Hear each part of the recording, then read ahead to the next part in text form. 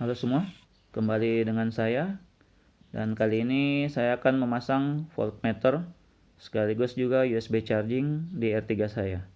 Tonton terus ya. Oke, ini dia USB charging sekaligus juga voltmeternya. Katanya sih untuk Suzuki. Jadi nanti kita lihat apakah pas dan akan dipasang di sini. Sebelumnya kita harus lepas dulu semua. Cover ini kita harus lepas dulu. Ini diikat sama ada 2 skrup. Kita harus lepas dulu skrupnya.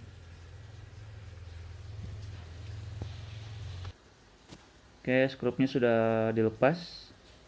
Untuk melepas panel ini tinggal tarik bagian bawahnya. Langsung saja ditarik. Nah, setelah itu dilepas, terlihat langsung bagian dalamnya.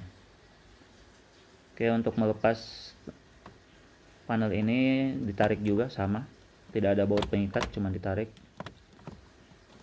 Oke, sudah terlepas. Dan untuk melepaskan tombol daminya, tinggal ditekan ke dalam klipnya, dia akan terbuka. Oke.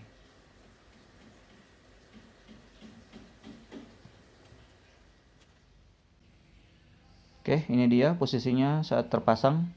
Ternyata dia lebih kecil daripada original R3.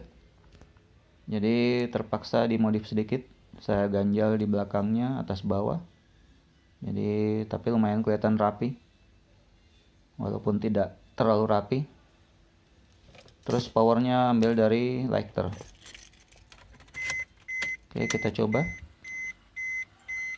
Nah, nyala.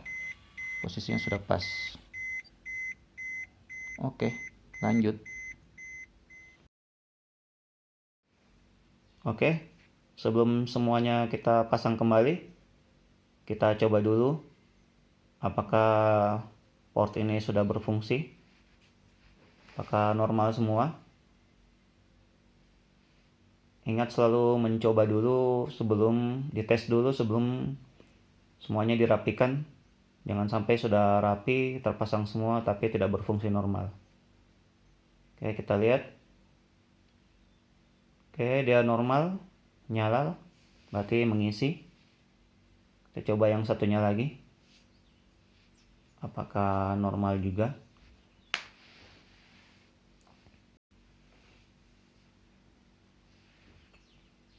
Oke, normal juga. Jadi kalau begitu kita bisa pasang kembali lagi semua seperti semula. Oke, ini dia setelah terpasang, panel-panelnya semua terpasang, dan satu portnya saya fungsikan untuk menghidupkan dashcam di mobil saya. Oke, cukup sekian video singkat saya kali ini. Terima kasih sudah menonton. Assalamualaikum warahmatullahi wabarakatuh.